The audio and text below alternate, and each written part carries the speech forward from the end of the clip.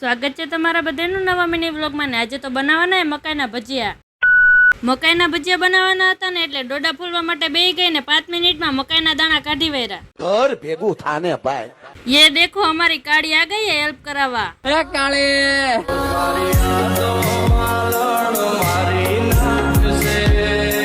કાળીને help કરવાની ખબર પડે પણ સગાઈ પછી અમાર પૂજા દીદી તો સાવ બદલી જ ગયા છે. રેખા મામી અરે વાતો જ કર્યા રાખે. कैसे कैसे लोग रहते हैं यार यहाँ पर.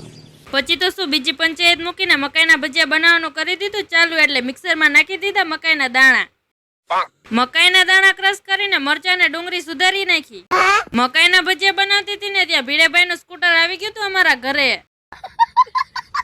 પછી તો શું ફટાફટ ભજીયા બનાવવાનું ચાલુ કરી દીધું ને હારે ખાવાનું હોતા ને એટલે ખાલી ચાય ખાતા હો. बड़ा हरामी हो बेटा.